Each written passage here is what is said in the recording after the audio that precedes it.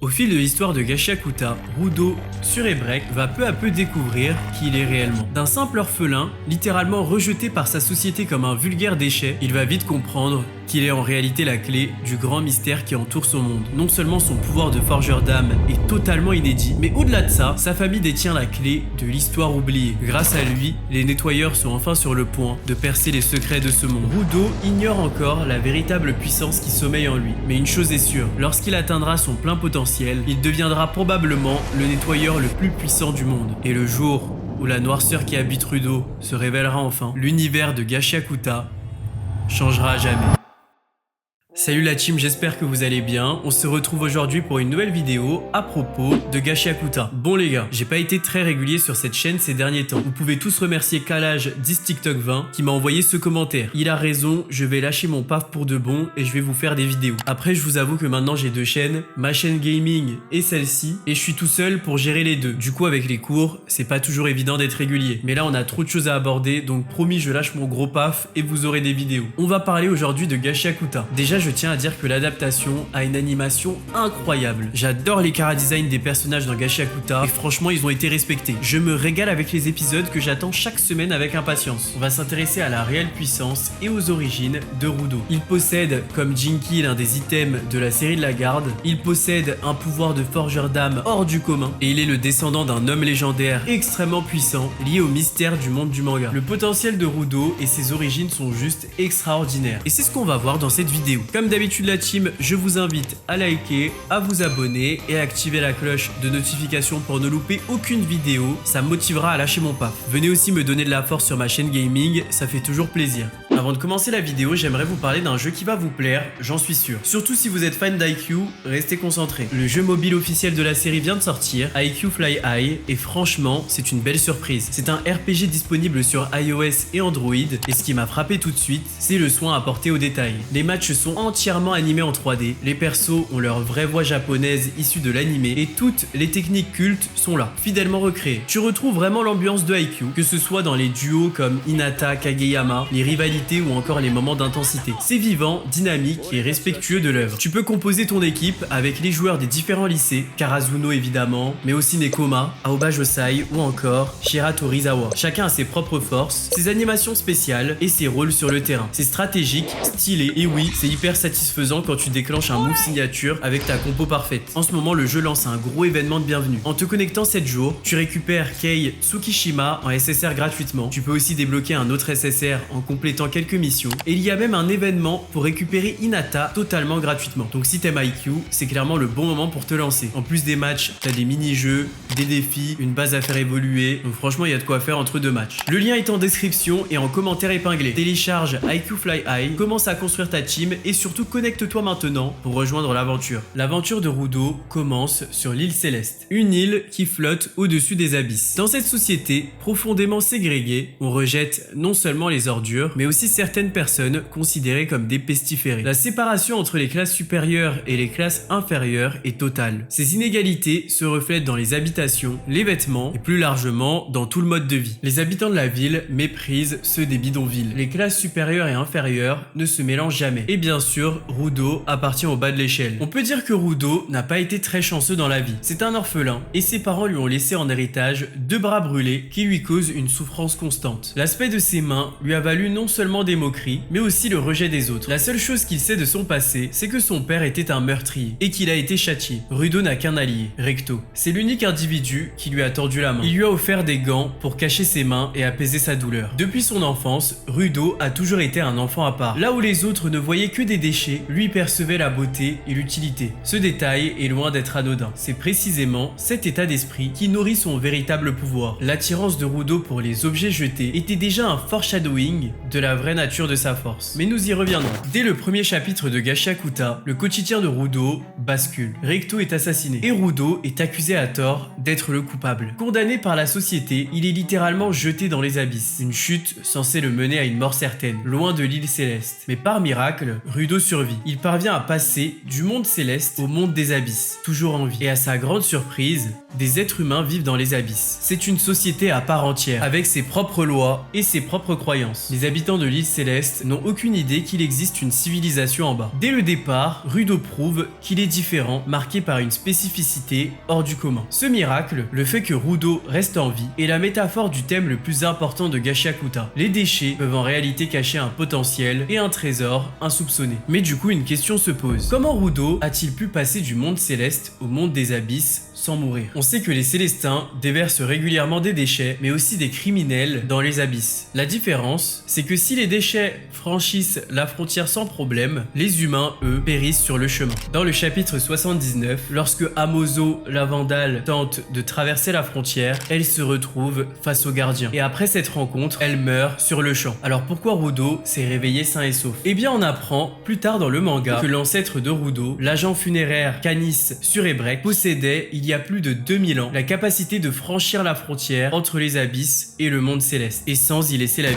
Cet ancêtre possédait la série complète de la garde. Cette série est composée de plusieurs items, dont des bottes, une paire de gants ou encore un manteau. Ces items sont surpuissants car ils contiennent un niveau illimité de pensée, donc d'énergie. Ils existent depuis plus de 6 générations. Seuls les élus, ceux qui ont perdu une partie d'eux-mêmes, peuvent les porter. On raconte que si un humain lambda porte un de ces items, eh bien il perdra la raison. Et c'est ce que nous avons vu avec Follow. Lorsqu'il a porté les gants de Rudo, même si ce n'était que pour quelques minutes, il a complètement perdu la tête. C'était insoutenable pour lui. Il décrit cette expérience comme avoir le sentiment d'être mangé vivant. Rudo est un élu qui peut les porter tout en gardant la raison. Ces gants que Recto lui a offerts sont en fait une partie du trésor de l'ancêtre de Rudo. Cet objet est devenu son Jinki, il en a pris soin pendant des années. Dans Gachiakuta, certains élus sont des forgeurs d'âme. Ils ont la capacité de transférer l'énergie qu'on appelle pensée dans un objet à force d'en prendre soin ou d'être attaché à ce dernier. La pensée, c'est un peu comme l'énergie occulte. Vous allez dire que je veux pas lâcher JJK,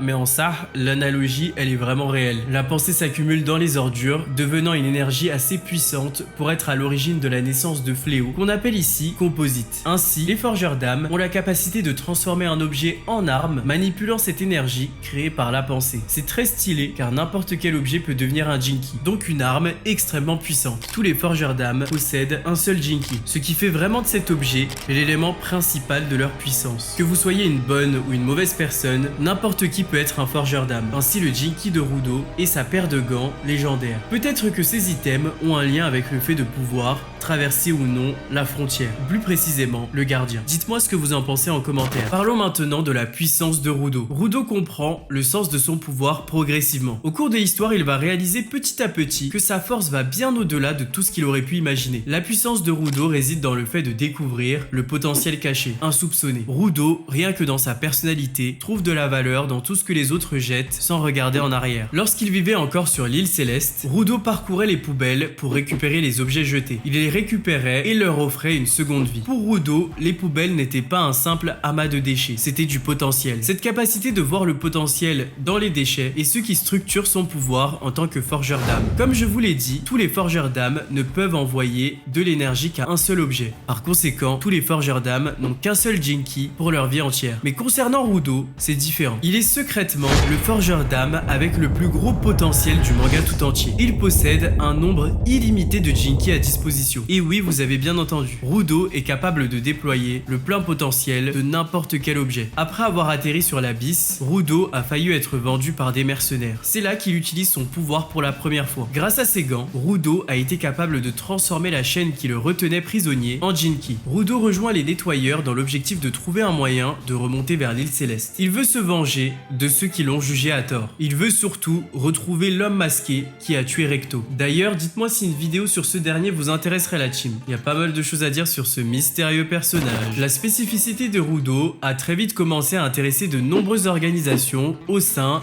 de l'Abysse, notamment les Vandales, un groupe de criminels qui souhaitent détruire le monde céleste. Cette première rencontre avec les Vandales introduit le personnage de Jabber. Jabber est un Vandale extrêmement puissant qui a poussé Rudo dans ses retranchements. Lors de leur affrontement, Rudo va récupérer l'amulette de Gris, son camarade blessé, et va la changer en un Jinki défensif extrêmement puissant. À partir de là, le vrai pouvoir des gants de Rudo est révélé. Il ne peut pas changer n'importe quel objet en Jinki, mais il peut plutôt faire ressortir le plein potentiel de tous les objets qu'il touche en fonction de son imagination. Face à Jabber, l'amulette de Gris est devenue la défense absolue car Rudo voulait protéger ses alliés et surtout Gris est pour Rudo le protecteur du groupe, le grand frère qui n'hésite pas à se sacrifier pour sauver tout le monde. Mais cet élément est seulement le début de la vraie puissance de Rudo. Le Jinki de Rudo reste sa paire de gants légendaires connue sous le nom 3R. Réduire, réutiliser, recycler. Le manga explique que plus un individu offre à son Jinki du temps et de l'amour, plus ce dernier sera puissant et redoutable.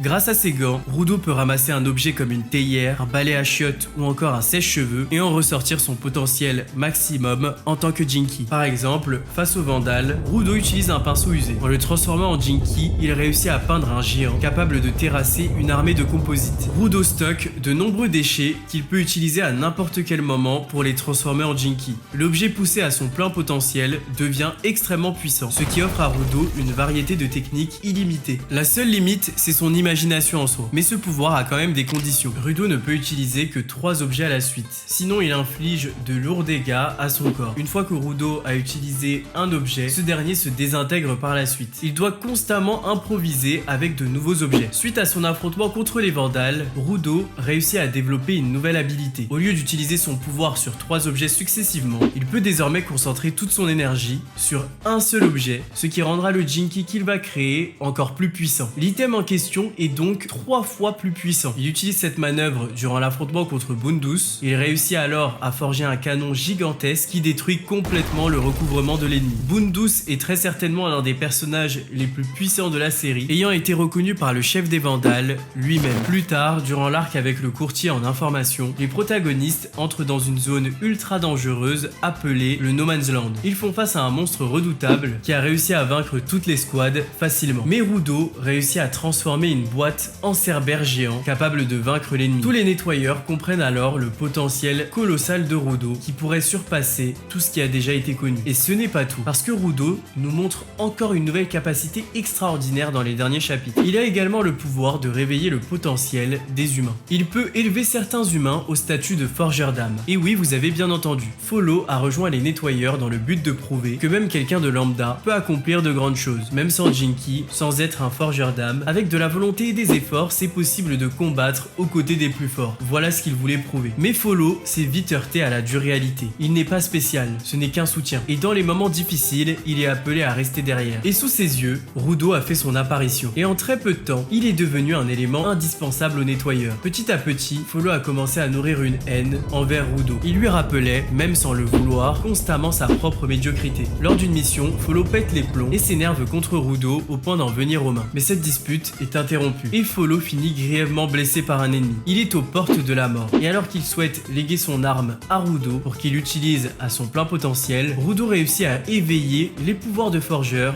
de Follow. Rudo affirme que Follow n'a pas fini de se battre et ce dernier libère alors des pouvoirs de forgeur d'âme. Voilà à quel point Rudo peut faire ressortir le potentiel de n'importe quoi et n'importe qui. Donc si on résume, Rudo possède des gants légendaires, il a la capacité de transformer tous les objets en Jinki surpuissants et il peut réveiller le potentiel de certains individus. Rudo est de la lignée du forgeur d'âme qui possédait l'ensemble de la série de la garde. Il a récemment commencé à se demander ce qui se passerait si un seul être réunissait tous ces items surpuissants. Le jour où Rudo possédera tous les items légendaires de la série de la garde, il deviendra le nettoyeur le plus puissant de l'histoire. Au-delà, il y a une dernière chose. Quelque chose d'étrange sommeille en Rudo. C'est Miu, grâce à ses lunettes, a la capacité de voir le potentiel de chaque individu. Et lorsqu'elle a regardé Rudo, elle a vu quelque chose d'étrange. Une ombre, une puissance, quelque chose d'endormi, qui sommeille. C'est quelque chose qu'elle n'a jamais vu auparavant. Et cet élément pourrait bien changer le cours du manga. L'homme masqué qui a tué Recto semble intéressé par cela. Il est intéressé par Rudo, parce qu'il cherche à réveiller cette chose qui sommeille en lui. Mais quelle est-elle exactement? Qui est l'homme masqué et pourquoi souhaite-t-il réveiller cette chose? Eh bien on en parle dans la prochaine vidéo.